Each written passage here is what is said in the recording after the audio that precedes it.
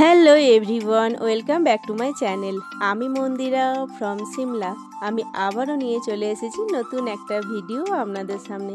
কেমন আছেন সবাই? আশা করছি সকলে খুব ভালো আছেন, আর আমিও খুব ভালো আছি।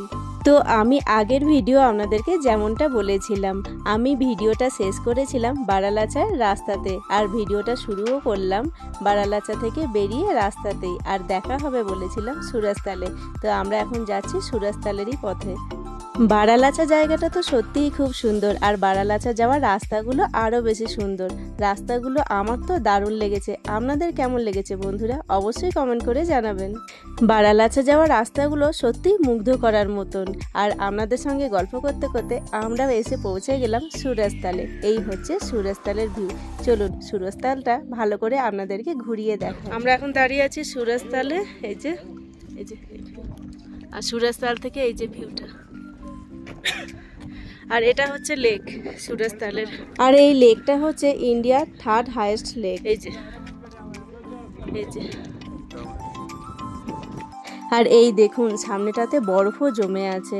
চারিদিকে বরফে ঢাকা সাদা পাহাড়, আর তার মাঝখানে এত সুন্দর একটা লেক। কি অপূর্ব সুন্দর দৃশ্য বন্ধুরা, কি তাই না? আমি আপনাদেরকে ভিডিওতে এই জায়গাটাকে কত সুন্দরভাবে দেখাতে পারলাম সেটা তো আমি বলতে পারছি না, তবে এই জায়গাটায় এলে বন্ধুরা আপনারা ভীষণ খুশি হবেন। এত সুন্দর জায়গাটা। এবার আমরা বেরিয়ে গেলাম সুরজতাল থেকে। পাহাড়ের ওপরে বরফটা কি সুন্দর দেখতে লাগছে না? চলুন এরপরে আমরা যাব দীপাকতালে। কিন্তু দীপাকতালে যাওয়ার আগে খুব জোর খিদে পেয়েছে, তাই দুপুরের লাঞ্চটা আগে করে নিই। দুপুর অবশ্য অনেকক্ষণ আগেই হয়ে গেছে, দুপুর পেরিয়ে এখন বিকেল হয়ে গেছে। তো ঘুরতে গেলে এটা তো হয়। তো চলুন আগে দুপুরের খাওয়া দাওয়াটা সেরে নিই। আমার তো বারালাচা যাওয়ার সময় এই রাস্তাটা পুরো লে লাদাখের ফিল এসছে। আপনাদেরও কি সেই একই ফিল এসছে বন্ধুরা? অবশ্যই কমেন্ট করে জানাবেন। আমরা দুপুরে লাঞ্চ করার জন্য চলে এসেছি একটা ধাবাতে। হ্যাঁ, আজকে এইখানেই দুপুরের লাঞ্চটা আমরা সেরে নেব। আর চারিদিকের পরিবেশটা দেখুন কি সুন্দর। বন্ধুরা আপনারা যারা বারালাচাতে যাবেন অবশ্যই সঙ্গে করে একটু খাবার আর জল রেখে দেবেন। আর এইখানটাতেই আমরা দুপুরের লাঞ্চটা সারবো। আর যেহেতু আমরা অনেকটাই দেরি করে এসেছি, তো খুব একটা খাবার দাবারের ভ্যারাইটি ছিল না। আমরা নিয়ে নিয়েছিলাম এগ চাউমিন। এখানে টয়লেটের ফেসিলিটি অ্যাভেলেবেল আছে, তবে হ্যাঁ শুধুমাত্র কাস্টমারের জন্য। আর বন্ধুরা এখানে আরও একটা ইনফরমেশন দিয়ে রাখি, যদি আপনারা কেউ এখানে স্টে করতে চান তারও ব্যবস্থা এইখানে রয়েছে। খাওয়া দাওয়া করার পরে এবার আমরা যাব দীপাকতালে। চলে এসেছি আমরা দীপাকতালে। এই হচ্ছে দীপাকতালের ভিউ। চলুন দীপাকতালটা ভালো করে আপনাদেরকে ঘুরিয়ে দেখাই। এই হচ্ছে রোড, আর রোডের পাশেই হচ্ছে দীপাকতাল। আর দীপাকতালের ভিউটা ভীষণই সুন্দর। আমরা তো প্রথমে ভেবেছিলাম যে দীপাকতালটা যাওয়ার পথে দাঁড়াবো, কিন্তু ড্রাইভার দাদা বললেন যে না, আসার পথে দাঁড়িয়েও আরও বেশি সুন্দর ভিউ পাবে। আর এসে দেখছি সত্যিই ভীষণ সুন্দর ভিউ। দেখুন একদিকে ছাওয়া আর একদিকে রোদ, আর এত অপূর্ব সুন্দর লাগছে চারিদিকের পরিবেশটা। আর এটা বিকেল টাইমে এসেছি বলে আরও বেশি সুন্দর লাগছে। চারিদিকে এত সুন্দর পাহাড়, তার মাঝখানে এত সুন্দর একটা ঝিল, আর একদিকে ছাওয়া একদিকে রোদ। এত অপূর্ব সুন্দর চারিদিকের ভিউ।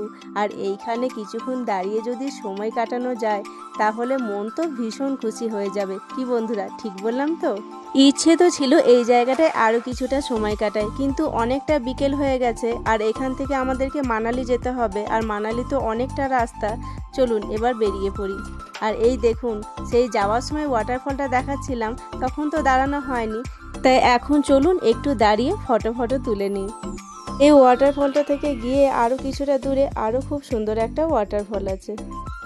তবে হ্যাঁ, এই জায়গাটায় আর দাঁড়ালাম না, অনেকটা বিকেল হয়ে গেছে, নইলে মানালি পৌঁছাতে অনেকটাই রাত হয়ে যাবে। যদিও বা মানালি পৌঁছাতে আমাদের অনেকটাই রাত হয়ে গেছিল।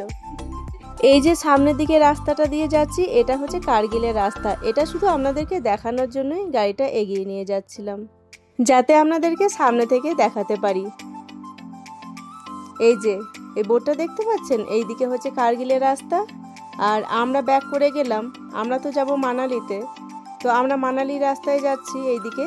আর ওপরের দিকে যে রাস্তাটা যাচ্ছে ওটা হচ্ছে লে বা বারালাচার দিকে, যেদিকে আমরা গেছিলাম। এই জায়গাটায় তিনটে রাস্তা ভাগ হচ্ছে। বাঁ দিকের রাস্তাটা চলে যাচ্ছে লে বা বারালাচা, যেদিকে আমরা গেছিলাম, আর পেছনে যে রাস্তাটা ছিল সেটা কার্গিলের রাস্তা। আর আমরা এখন যাচ্ছি মানালি রাস্তায়। ব্রিজটা কি সুন্দর দেখতে লাগছে না বন্ধুরা? আপনারা যারা বারালাচার প্রোগ্রাম করবেন আপনারা চেষ্টা করবেন একটু ভোর ভোর বেরোনোর, কারণ আমরা সকাল 6:30টার সময় বেরিয়েছিলাম, কিন্তু আমরা সেইভাবে ভালো করে ঘুরতে পারিনি। আপনারা যদি একটু সকাল করে বেরোন, সেই ক্ষেত্রে যে তিনটে জায়গা আছে, যেমন ধরুন সুরজতাল, দীপকতাল বা বারালাচা, এইগুলোতে আরও কিছুটা সময় কাটাতে পারবেন। আমরা তো এখন যাচ্ছি মানালিতে। আজকে আমাদের স্টে আছে মানালিতে, আর আগামীকালকেও আমাদের মানালিতে স্টে আছে। আর আমাদের হোটেল সেই একই, হোটেল এভারগ্রিন। হোটেল এভারগ্রিনের রুমগুলো তো আমি অন্য ভিডিওতে আপনাদের সঙ্গে শেয়ার করেছি, যার কারণে আজকে আর শেয়ার করলাম না। হালকা হালকা সন্ধেও হয়ে এসছে। আমরা মানালি ঢুকেছিলাম প্রায় রাত 10টা থেকে 10:30 বেজে গেছিল। বন্ধুরা, আমার তো দীপকতাল আর সুরজতাল খুব ভালো লেগেছে। আপনাদের কেমন লেগেছে কমেন্ট করতে একদম ভুলবেন না। বন্ধুরা, আপনারা যারা বারালাচার প্রোগ্রাম করবেন চেষ্টা করবেন একটু ভোর ভোর বেরোনোর, আর পাহাড় থেকে নেমে আসার সময় একটু যেন বিকেল বিকেল বেরিয়ে আসতে পারেন। তার কারণ বারালাচা থেকে মানালি রাস্তা তো অনেকটা, আর আপনাদের মানালি ঢুকতে নইলে অনেকটা রাত হয়ে যাবে। আর এটা হচ্ছে অটল টানেল। এবার আমরা যাব অটল টানেলের ভেতর দিয়ে। অটল টানেলের ভেতরটা দেখতেও খুব সুন্দর, আর এই অটল টানেলের লেন্থ হচ্ছে 9.5 কিলোমিটার। সিমলা থেকে মানালি আসার সময় আপনাদের সঙ্গে তো অনেকগুলোই টানেল শেয়ার করেছি, আর এক একটা টানেল কিন্তু দেখতেও খুব সুন্দর ছিল, আর কয়েকটা ব্রিজও আমার ভীষণ ভালো লেগেছে। আর এই টানেলের মেনটেনেন্সও খুব ভালো। চারিদিকে দেখুন একদম পরিষ্কার পরিচ্ছন্ন, কোথাও এক টুকরো নোংরা পড়ে নেই। ভিডিওটাও তাহলে এখানেই শেষ করলাম। আমার আজকের ভিডিও আপনাদের কেমন লাগলো অবশ্যই কমেন্ট করে জানাবেন। ভালো লাগলে লাইক, শেয়ার, সাবস্ক্রাইব করে দেবেন। দেখা হচ্ছে পরের একটা ভিডিওতে। ততক্ষণের জন্য সবাই ভালো থাকবেন।